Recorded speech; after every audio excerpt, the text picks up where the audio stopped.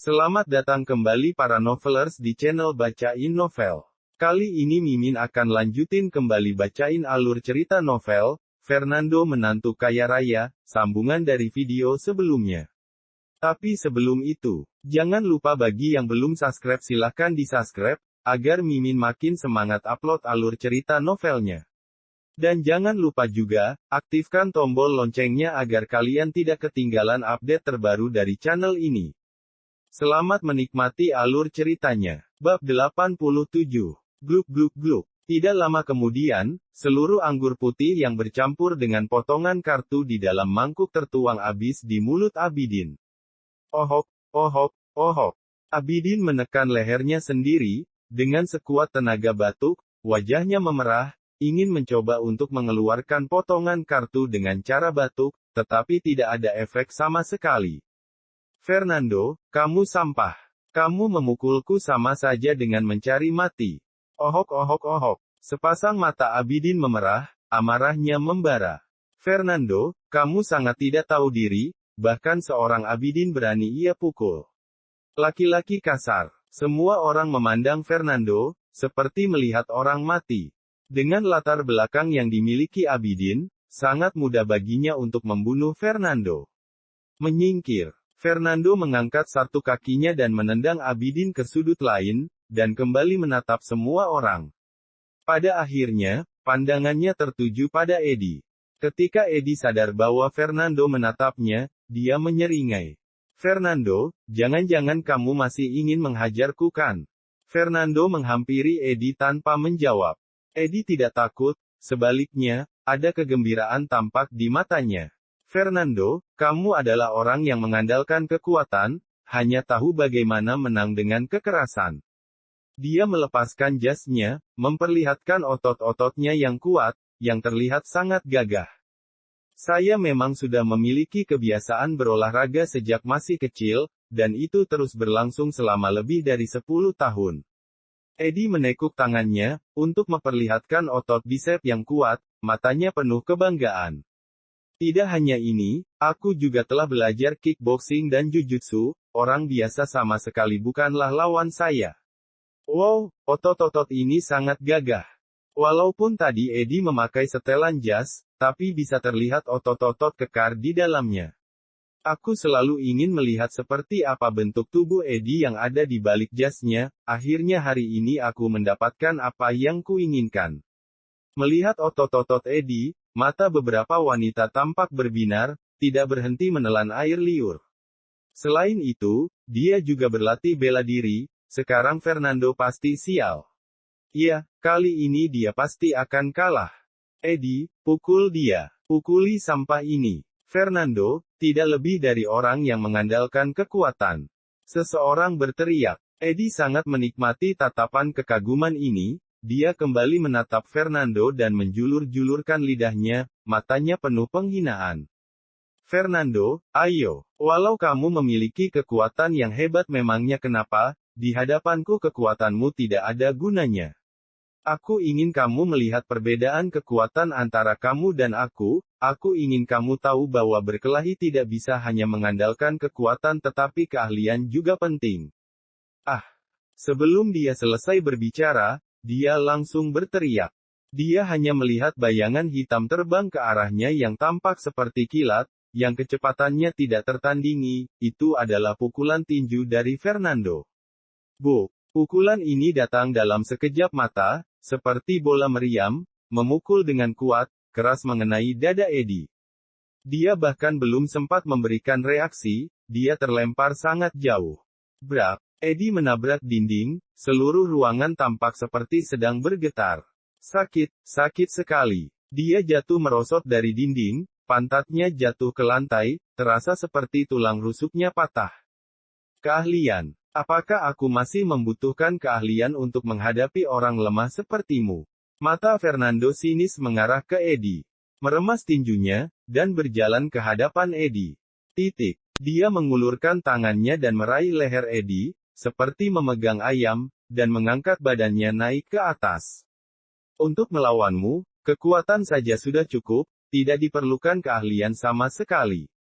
Fernando mengangkat tangannya dan menamparkan wajah Eddie dengan ganas plak. Suara tamparan sangat nyaring berturut-turut dan terdengar suara krak pelan. Dengan tamparan ini, rahang Eddie seakan mau lepas. Hanya dengan belajar sedikit bela diri, bisa membuatmu begitu sombong, dan masih berpura-pura di depanku. Fernando kembali mendaratkan tamparannya. Plak, suara itu sangat keras dan bergema di seluruh ruangan. Semua orang terkejut, hanya bisa tercengang. Eddie, terlalu lemah. Tadi ketika dia melepaskan bajunya dan menunjukkan ototnya, semua orang mengira Fernando akan dipukuli. Tidak disangka situasinya berubah dengan cepat, malah Eddie yang dipukuli. Selain itu, Fernando memukul Eddie seperti sedang menghajar anak berusia 3 tahun, tidak ada sedikit pun kesempatan untuk melawan. Apa Fernando, ini masih manusia? Semua orang menatap Fernando dengan tatapan tercengang. Aku membeli rumah, katamu aku membeli rumah bekas, rumah yang tidak laku. Benar-benar buta. Fernando kembali mengangkat tangannya lagi dan menamparnya. Plak, masih bilang tidak menyukai istriku, dia istriku peduli apa kamu menyukainya atau tidak. Kamu ini siapa? Plak, Fernando menamparkan sambil mengejek. Plak plak plak. Suara tamparan, satu persatu tidak berhenti, bergema di dalam ruangan. Hanya dalam 1 menit, Eddie belasan kali ditampar oleh Fernando. Tiba-tiba, kedua sisi wajah Eddie menjadi bengkak, berubah menjadi warna ungu, dan matanya juga bengkak, benar-benar babak belur. Saat ini, dia terlihat lesu, nafasnya lemah, tidak tampak sama seperti saat dia memamerkan ototnya.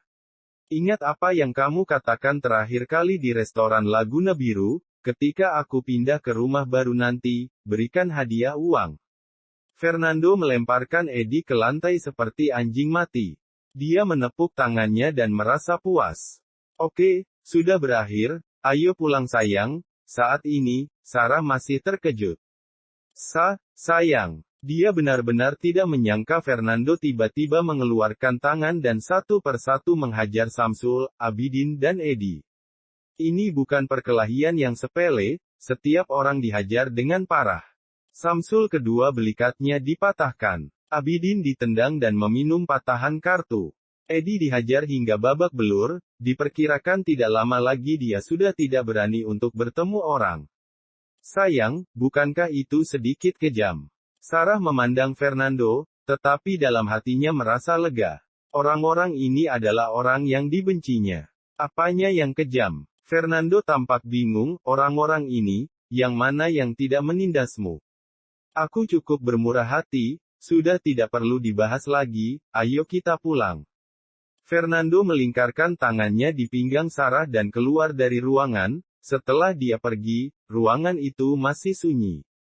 Setelah beberapa saat, suara nafas dingin terdengar satu persatu. Fernando, bukankah dia terlalu kejam, menghajar Samsul, Abidin, dan Eddie satu persatu, lalu pergi begitu saja? Cepat dan telepon 112.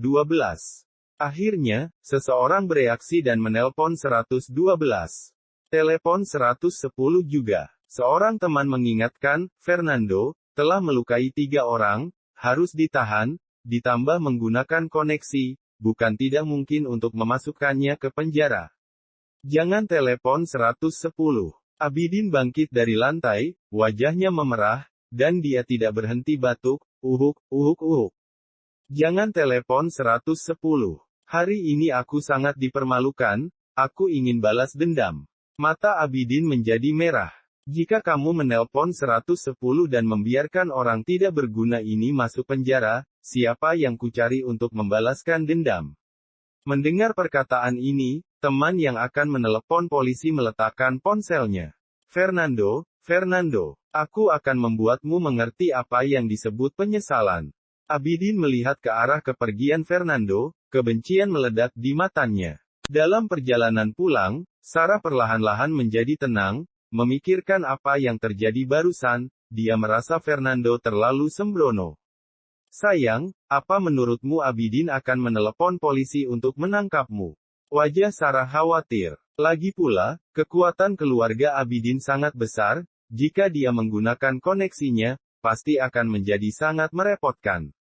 Jangan khawatir, dia tidak akan melakukannya. Fernando tersenyum tipis, sedikit pun tak peduli. Bab 88. Setibanya di rumah, Fernando dan Sarah segera pergi tidur. Tengah malam, cahaya bulan bersinar terang dan menyinari jendela, kring-kring. Terdengar suara ponsel berdering, membangunkan Fernando dan Sarah. Siapa yang menelepon pada jam seperti ini? Fernando mengerutkan kening, dia marah karena terbangun dari tidurnya. Ini Komariah. Sarah melihat nomor yang menelponnya, dan langsung menjawab telepon. Halo, Komariah, ada apa? Huhuhu. Sarah tolong aku. Tangisan Komariah langsung terdengar dari telepon, suaranya bergetar, dan terdengar seperti sedang ketakutan. Fahmi, dia mesum, iblis, cepat tolong aku. Sarah bingung, Komariah, apa yang sebenarnya terjadi, tolong bicara dengan jelas. Sarah bingung, di Hotel Suprema, mereka berdua masih tampak mesra, baru beberapa jam berlalu, mungkinkah mereka kembali bertengkar dan putus? Aku tidak tahu di mana aku sekarang. Suara Komariah tiba-tiba menjadi lebih pelan, seolah-olah takut terdengar oleh orang.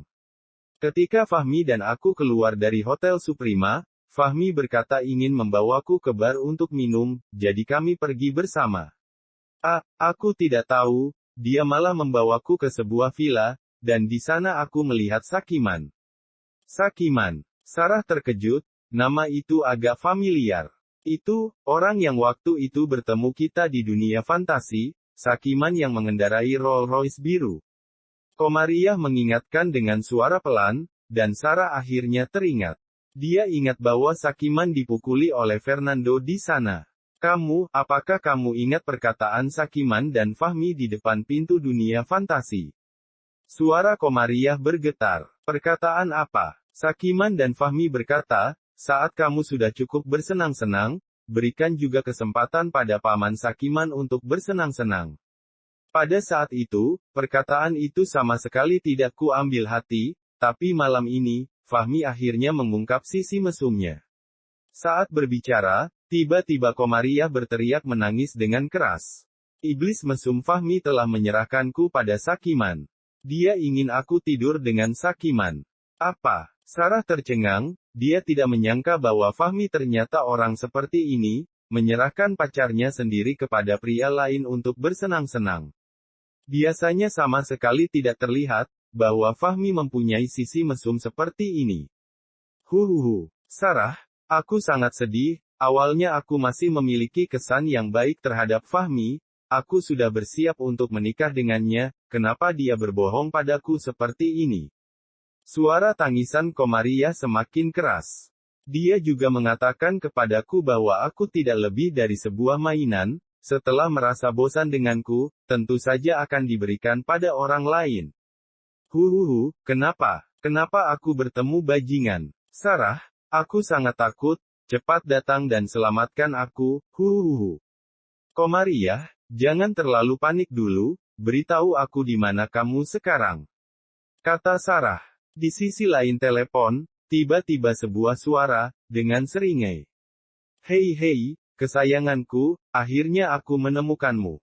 Aku hanya pergi mandi, kamu sudah bersembunyi, benar-benar nakal. Suara ini, begitu mendengarnya, sudah jelas adalah suara Sakiman. Sarah, Sakiman telah datang, tolong selamatkan aku, Komariah menangis dengan keras. Oh, sedang menelepon. Hehehe. Saat kamu tiba di tempatku, tidak ada yang bisa menyelamatkanmu. Demi kebahagiaan kita bersama malam ini aku telah membeli banyak alat peraga. Selanjutnya segera, sebuah suara terdengar dari ujung telepon, sepertinya Sakiman telah berhasil merebut ponsel Komariah, kemudian telepon ditutup. Komariah. Sarah berteriak, wajahnya pucat karena cemas. Bagaimana ini? Komariah pasti akan dihancurkan oleh si tua mesum Sakiman. Sayang, apakah kamu benar-benar ingin menyelamatkan Komariah? Fernando sedang berbaring di tempat tidur dengan kedua tangan terlipat di belakang kepalanya, ekspresinya acuh tak acuh. Dia mendengar semua percakapan di telepon tadi. Fernando pada dasarnya tidak memiliki kesan baik terhadap Komariah, jadi tentu saja dia tidak akan berinisiatif untuk menyelamatkannya. Tentu saja aku benar-benar ingin menyelamatkannya. Sarah mengangguk, Komariah adalah teman sekelasku selama 4 tahun di universitas dan sahabat yang baik, meskipun kadang-kadang mulutnya kasar dan sombong, suka cari perhatian dan dengki, tapi sebenarnya orangnya sangat baik. Yang terpenting lagi, bertemu bajingan Fahmi baginya sudah sangat menyedihkan. Sekarang dia malah bertemu dengan Sakiman yang mesum. Jika Komariah benar-benar akan dihancurkan oleh Sakiman, tidak tahu seberapa besar semua dampak yang ditinggalkan terhadap dirinya. Mungkin seumur hidupnya akan hancur. Aku tidak ingin semua bayangan ini terjadi. Wajah Sarah terlihat serius dan mengeluarkan ponsel. Sayang, aku akan menelepon polisi. Jangan. Fernando menghalangi Sarah, memanggil polisi tidak akan ada gunanya. Jika Sakiman berani melakukan hal ini, tentu saja dia tidak takut dilaporkan ke polisi. Lalu bagaimana? Sarah cemas, tetap saja tidak bisa begitu saja menyaksikan hidup Komariah dihancurkan. Fernando menggelengkan kepalanya tanpa daya, bangkit dan mengenakan pakaian. Sayang, kamu mau apa? Sarah kaget dan bertanya dengan penasaran. Aku tidak ingin melihatmu sedih. Fernando tersenyum tipis, tunggu aku di sini, sekitar 1 jam jangan sembarang berkeliaran, sahabat baikmu Komariah akan selamat dan baik-baik saja. Selesai bicara, Fernando keluar dan turun ke bawah, setelah masuk ke dalam mobil, dia menelepon Juwono. Halo, Pak Fernando. Juwono menjawab telepon. Hah? Selarut ini masih belum tidur. Fernando terkejut, suara Juwono terdengar sangat energi olehnya. Tidak bisa tidur, insomnia, dan sedang membaca kitab Buddha, mempelajari ajaran Buddha, dan bermeditasi. Kata Juwono sambil tersenyum. Sudah, jangan mempelajarinya lagi, bantu saya periksa lokasi Sakiman. Fernando berkata dengan ringan. Sakiman. Juwono merenung sejenak dan bertanya, Sakiman, pemegang real estate di kota Lautan Timur. Betul, Pak Fernando tunggu sebentar, aku akan meminta seseorang untuk memeriksanya. Setelah beberapa saat, Juwono menelepon. Pak Fernando, sekarang Sakiman berada di perumahan Villa Zamrud Blok 3 nomor 2, itu rumahnya, apakah kamu akan pergi ke sana dan mencarinya? Iya, Fernando mengangguk, menyalakan mobil dan membuka navigasi menuju ke perumahan Villa Zamrud. Pak Fernando, Sakiman selalu dikawal oleh bodyguard saat bepergian, tentu saja tidak terkecuali villa tempat ia tinggal, apakah Anda ingin saya mengirim orang untuk membantumu? Tanya Juwono lagi. Tidak perlu, hanya beberapa bodyguard, kamu lanjutkan mempelajari ajaran Dharma, aku tutup dulu teleponnya. Fernando menutup telepon dan pergi ke perumahan Villa Zamrud. Setengah jam kemudian, sebuah Mercedes-Benz E350L meluncur ke gerbang perumahan. Setelah satpam di depan pintu melihat nomor plat mobil dan menemukan bahwa mobil itu bukan mobil pemilik villa, maka ia mengulurkan tangan untuk menghentikan mobil. Bila ingin masuk, silakan daftar dahulu. Pandangan satpam tertuju pada Fernando, ketika ia melihat logo mobil, berhenti sejenak dan tiba-tiba tersenyum kemudian mengubah cara bicaranya. Bos, apakah ini mobil yang baru saja Anda beli? Iya, aku bahkan belum mendaftarnya. Fernando mengangguk, bolehkah aku masuk? Tentu saja boleh, tentu saja boleh. Satpam itu terus tersenyum lagi, dan segera membiarkannya pergi. Fernando memutar bola matanya, jika ia mengendarai mobil domestik yang tidak sampai 100 juta, mungkin satpam tidak akan mengizinkannya masuk. Sekarang dia mengendarai Mercedes-Benz, satpam langsung memperlakukannya sebagai pemilik villa, ini adalah kenyataan. Bruem, mesin Mercedes-Benz membuat raungan dan melaju memasuki perumahan. Blok 3 nomor 2. Fernando mengikuti tanda jalan, dan kemudian sampai di depan villa. Villa ini merupakan villa keluarga berlantai 3 dengan halaman yang luas di depannya ditanami bunga dan tanaman, dan terparkir juga mobil Rolls-Royce biru royal di dalamnya. Rolls-Royce ini, tentu saja milik Sakiman. Siapa? Ada teriakan dingin, dan dua bodyguard berjas hitam berjalan keluar dari gerbang villa, menghampiri Fernando, dan menatapnya dengan tatapan dingin. Bocah, ini villa pribadi kamu, tidak bisa parkir mobil di sini. Jika kamu paham, pergilah menjauh dari sini. Tolong sampaikan perkataanku ini pada Sakiman, ada seseorang yang datang untuk mencarinya. Fernando berkata dengan datar, saat itu sudah tengah malam, dia merasa sedikit mengantuk, dia tidak benar-benar ingin berkelahi. Mencari bos kita. Kedua bodyguard itu tercengang, dan salah satu dari mereka menyeringai dan berkata, "Bocah, nama bos kami, bisakah kamu panggil begitu saja? Kamu itu siapa? Tengah malam datang untuk menemui bos kami, nyalimu sungguh besar." Bodyguard yang lain mengeluarkan tongkat listrik panjang dan memukul-mukulnya di tangan. "Sekarang, pergilah menjauh, bos kami sedang berbahagia, tidak ada waktu untuk melayanimu. Jika kamu ingin mencarinya, besok siang datanglah."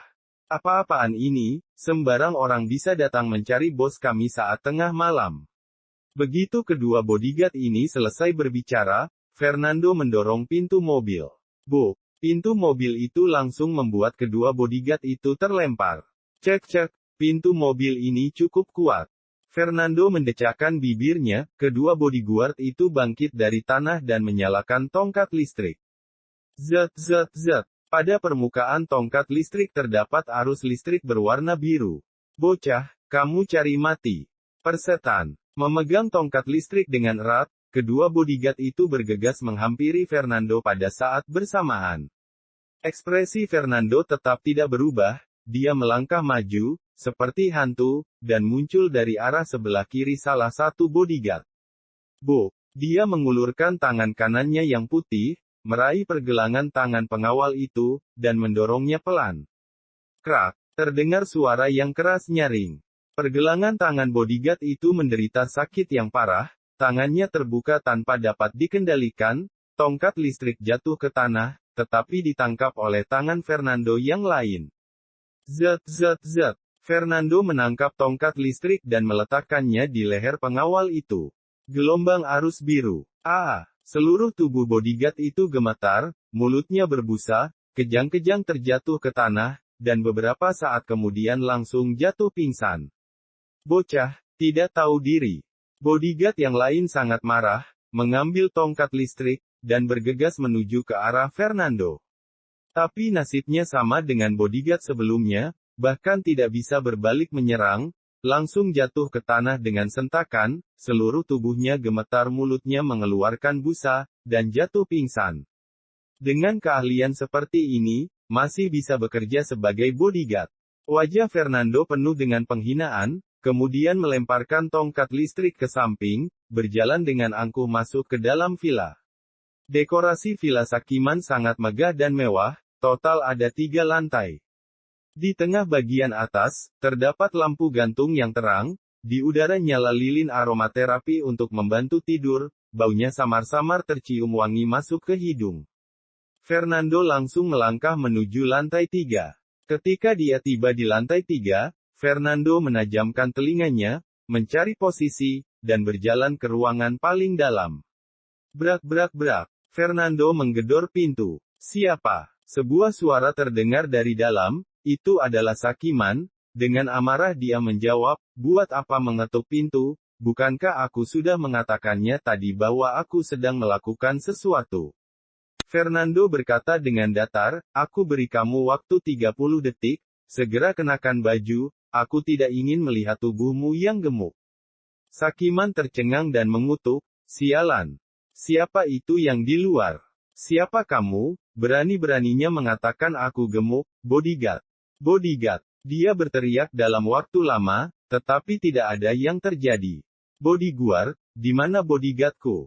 Sakiman berteriak, dan masih tetap tidak terjadi apa-apa. 30 detik sudah habis. Fernando mengangkat kakinya dan menendang. Brak! Pintu ditendang dan jatuh ke lantai dengan keras. "Kamu!" Melihat Fernando, mata Sakiman membelalak, dia sangat terkejut. Saat ini dia sedang telanjang, dengan lemak di perutnya yang berlapis-lapis, hampir tumpah. Fernando langsung melirik Sakiman, kemudian melihat ke arah tempat tidur. Komariah sedang berbaring di tempat tidur dan dalam keadaan pingsan. Dia mengenakan seragam perawat putih, dan tampak bagian kulitnya yang putih seputih salju, kaki dan tangannya sangat merah, samar-samar terlihat memar. Tidak menyangka seleramu seperti ini. Fernando melirik tali pecut yang ada di tangan Sakiman dan menyeringai. Bocah, mau apa kamu datang kemari? Sakiman mengenakan pakaiannya dan menatap Fernando dengan waspada. Kamu bukan datang untuk mencoba merebut wanita dariku, kan? Jika kamu benar-benar menyukai wanita ini, aku bisa memberikannya padamu. Sakiman menggertakkan gigi, dan terlihat tidak rela. Aku baru saja bermain foreplay dengannya, tidak disangka dia kaget sampai pingsan. Aku belum menyentuhnya sama sekali, masih bersih sekali. Aku tidak tertarik padanya. Fernando berkata dengan datar, mencari kursi untuk duduk, jika kamu bisa memberikan wanita yang kamu suka kepadaku, sepertinya kamu memiliki kesan yang dalam terhadapku. Hehe, meskipun aku hidung belang, dan punya selera yang unik, tapi aku bukan orang idiot. Sakiman memutar matanya, aku masih tahu siapa yang masih bisa dan tidak bisa aku provokasi. Hari itu di dunia fantasi, Teja Direktur Dunia Fantasi sangat menghormatimu. Penghormatan seperti itu, adalah penghormatan terhadap orang yang berada di atas, yang tidak bisa dikelabui. Dan Tejo, adalah orang kaya misterius yang mendapatkan villa Gunung Idaman Awan dengan harga 174 miliar, saat itu aku berada di sana. Orang kaya misterius ini sangat hormat kepadamu, identitas, status, dan latar belakangmu jelas bukan seseorang yang dapat aku provokasi. Petik 2. Fernando melirik Sakiman dengan sedikit terkejut, orang ini memang memiliki sedikit pintar. Jika aku tidak salah ingat, hari itu di dunia fantasi, mereka sepertinya memanggilmu Fernando, Sakiman mengingat kembali. Iya, Fernando mengangguk. Lalu apa yang kamu lakukan di sini? Kita berdua tidak memiliki dendam sama sekali. Sakiman memandang Fernando, layaknya seorang musuh besar. Dia tahu bahwa pemuda di depannya, pasti tidak boleh ia singgung. Jika kamu menyukai wanita ini, aku bisa memberikannya kepadamu. Sakiman melirik Komariah di tempat tidur, dengan penuh ketidakrelaan. Aku benci untuk mengulang kata-kataku kembali, aku tidak tertarik padanya. Fernando berkata dengan acuh tak acuh. Tapi jika dia dirusak olehmu, istriku akan sangat sedih, aku tidak ingin melihat istriku sedih, jadi aku datang ke sini. Bagaimanapun, wanita ini, jangan kau sentuh, kenakan pakaiannya dan antar dia pulang ke rumah. Sakiman tercengang, dia tidak menyangka Fernando datang saat tengah malam hanya untuk melakukan ini. Sakiman memandang Fernando, Komariah, memiliki kecantikan yang menakjubkan, tubuh dan wajahnya semua kelas atas, apakah kamu yakin akan mengirimnya pulang? Aku benar-benar benci mengatakannya 2 kali. Fernando mengerutkan kening, matanya dingin. Pada saat ini, Sakiman merasakan penurunan suhu di seluruh ruangan. Dia bergidik dan berkata dengan cepat. Aku akan mengatur seseorang agar mengirimnya pulang sekarang. Sakiman buru-buru memakaikan Komariah pakaian, dengan enggan menelan air liur melihat mangsanya di depannya pergi begitu saja. Setelah itu, dia menggendong Komariah turun ke bawah dan menyerahkannya kepada sopir. Kirim wanita ini pulang ke rumahnya. Baik, bos. Sopir itu menempatkan Komariah di kursi belakang. Ksatria penyelamat wanita cantik. Jika bukan dia, malam ini kamu pasti menjadi milikku. Sakiman melirik Komariah lagi, dan kembali ke atas dengan penyesalan. Melihat Fernando, Sakiman memikirkan baik-baik bagaimana tutur katanya dan berkata, Pak Fernando, saya sudah mengirimnya pulang, apakah Pak Fernando masih ada urusan yang lain? Orang kaya misterius itu bahkan memperlakukan Fernando dengan hormat. Dan bila dibandingkan statusnya dengan orang kaya